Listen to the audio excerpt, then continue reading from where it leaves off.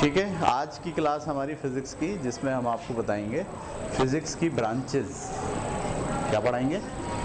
Physics की branches. Branches का क्या मतलब होता है? जब इल्म बहुत बड़ा हो जाता है ना, बहुत बड़ा, जैसे हमने आपको पिछली क्लास में तारीफ़ बताई थी कि इस पूरी कायनात में रूनुमा होने वाले वाक़यात की मैथमेटिकल एक्सप्लेनेशन फ़िज़िक्स कहलाती है। ऐसे ही है। तो पूरी कायनात कितनी बड़ी है?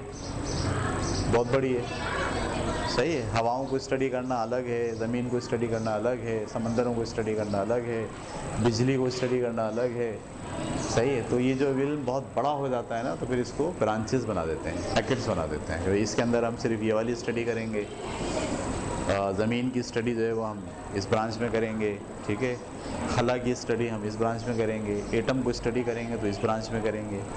तो इल्म के बहुत बड़े हो जाने की वजह से उसको स्टडी एक आदमी नहीं कर सकता सारा इल्म, तो उसको क्या करते हैं आप, पैकेट्स में, ब्रांचेस में तकसीम कर देते हैं। तो पहली ब्रांच आपके पास है मैकेनिक्स। देखिए क्या लिखा है, मैकेनिक्स, ठीक है। फ़िज़िक्स की इस ब्रांच में हम हरकत से मुताल्लिक़ा अवामिल को स्टडी करते हैं, सही। ये दुनिया में जितनी चीज़ें आप देख रहे हैं ये सब हरकत में। ये डेस्क हरकत में या रुकी हुई है? रुकी हुई है। ये डेस्क रुकी हुई है। मैं यहाँ खड़े होकर, इस क्लास में खड़े होकर देख रहा हूँ तो ये रुकी हुई है। लेकिन अगर मैं चाँद पे चला जाऊँ और वहाँ से देखूँ इसे, तो क्योंकि ज़मीन घूम रही है, तो ये चाँद पे से बैठे हुए शख्स को ये डेस्क क्या दिखेगी? घूमती भी दिखेगी। तो बज़ाहिर चीज़ रुकी हुई है, लेकिन हकीकत में कोई चीज़ रुकी हुई, कोई चीज़ दुनिया में, कायनात में ऐसी नहीं है जो रुकी हुई हो।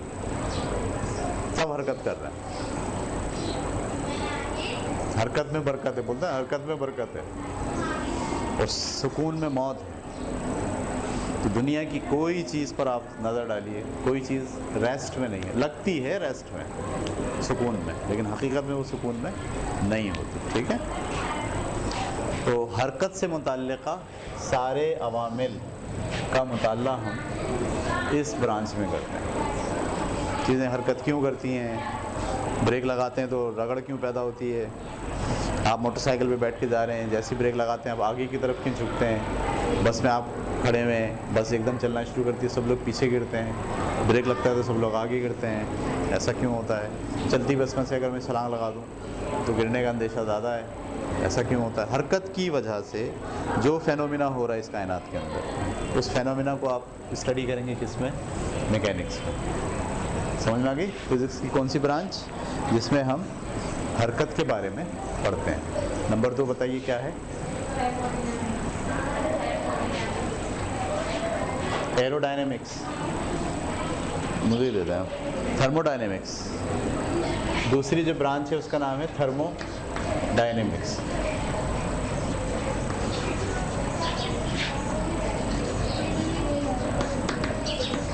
ठीक है। हीट के जो इम्पैक्ट होते हैं, हरारत के जो असरात होते हैं चीज़ों पर, ठीक है, उसका मुताल्ला थर्मोडायनेमिक्स में करते हैं। आप देखिए जितनी भी गाड़ियाँ चलती हैं पेट्रोल से चलती हैं, डीजल से चलती हैं, ऐसे ही है ना। पेट्रोल पहले कन्वर्ट होता है हीट में, आग लगती है, इंजन में एक वो लगा होता है, क्या, प्लग स्पार्क हो रहा होता है, ऊपर से पेट्रोल का एक क़तरा आता है, तो वो जो पेट्रोल है वो जलता है तो वो हीट पैदा होती है। हीट की वजह से पिस्टन पीछे हटता है और आगे हटता है। ऐसे तो पिस्टन पीछे आगे हटता है, उसके नतीजे में आपकी चेन का इस पॉकेट है वो घूमना शुरू हो जाता है। तो हीट जो है वो भी एक मुख्तलिफ़ किस्म के फेनोमिनास को डेवलप करती है। मुख्तलिफ़ किस्म की चीज़ें जो आप दुनिया में देखें, उसकी जो बुनियाद होगी वो हीट होगी। अगर आप ज़मीन को ही देखें, ज़मीन पर जितनी एनर्जी है, जितनी चीज़ें हैं, वो सब एनर्जी सूरज से आई है। कभी आप गौर करेंगे ना तो आप हैरान होंगे कि तमाम किस्म की एनर्जी जो ज़मीन पे पाई जाती है, पेट्रोल हो गई, बिजली हो गई, सही है, हवा हो गई, समंदर का पानी हो गया, बारिशें हो गई, इन सब का बुनियादी ताल्लुक़ किससे है? सूरज से।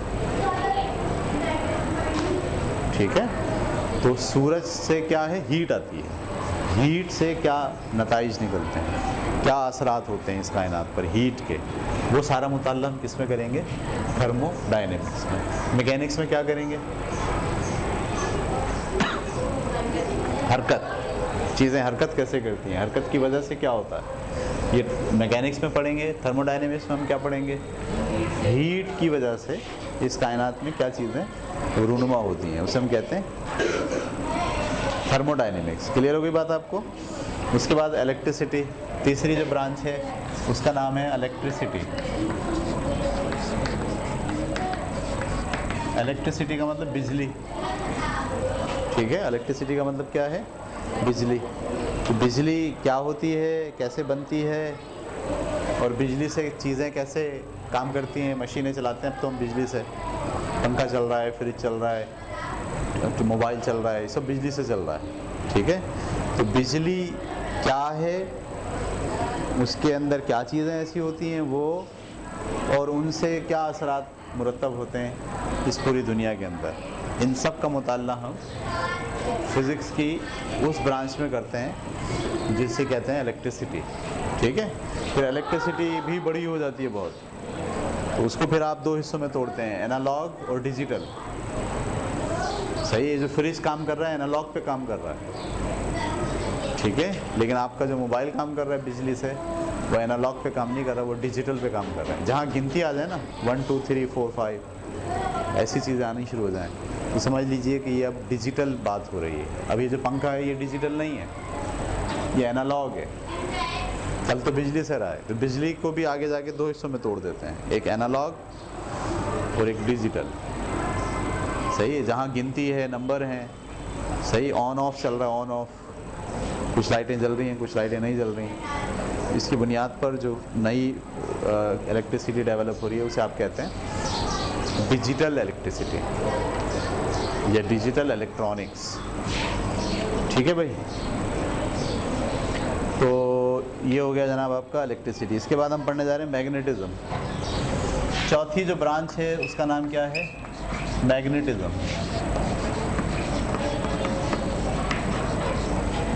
मैग्नेट, मकनातीस। क्या? मकनातीस। मकनातीस क्या होता है? एक दो मकनातीस एक दूसरे को कशिश भी करते हैं, एक दूसरे को रिपल भी करते हैं। उस मकनातीस, सिर्फ इस एक मकनातीस को पढ़ने के लिए फिज़िक्स की एक ब्रांच है पूरी। इसका मतलब है हमको जो नज़र आ रहा मकनातीस वो इतनी छोटी सी बात नहीं है, इतनी छोटी सी बात नहीं है। ये असल में दुनिया के अंदर ना एक अजीब वाक़या हुआ। वो वाक़या ये हुआ कि मकनातीस सामने रख कर, अगर आप मकनातीस के सामने कॉइल लाएं, कॉइल को हिलाएं, कॉइल समझते हैं? एक चाक ले लें, एक पेंसिल ले लें, उस पर तार लपेट लें। कौन सा तार? तांबे का, निकाल के छिला हुआ ऐसे लपेट लें।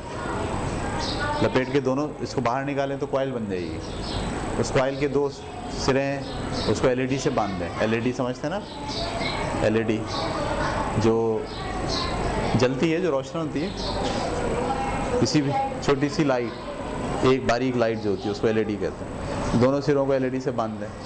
बांधने के बाद ये आपने मकनातीस रख लिया और ये आपके पास क्या है? वो कॉइल है।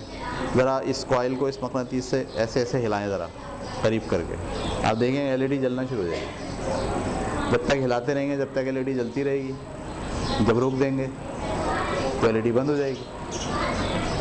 इसका मतलब है मैग्नेट का बिजली से भी रिलेशनशिप हो गया। भाई यही वो बुनियादी वजह है जिसकी वजह से आपको मैग्नेट बहुत डिटेल में पढ़ना पड़ता है। वो ब्रांच फिज़िक्स की जिसमें आप मकनातीस के बारे में पढ़ते हैं और उससे क्या नताइज निकलते हैं, उससे क्या चीज़ें डेवलप होती हैं, उसका क्या ताल्लुक़ है बिजली के साथ, उसको भी हम पढ़ते हैं मैग्नेटिज्म के अंदर। क्लियर हो गई बात आपको? उसके बाद अगला टॉपिक है एटॉमिक फ़िज़िक्स।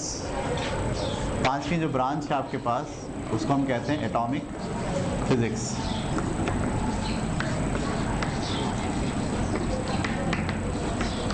ठीक है, क्या कहते हैं? Atomic physics. एटॉमिक फिजिक्स क्या है? ये फिजिक्स की एक ब्रांच है जिसमें एटम के बारे में पढ़ते हैं डिटेल में। किसके बारे में पढ़ते हैं?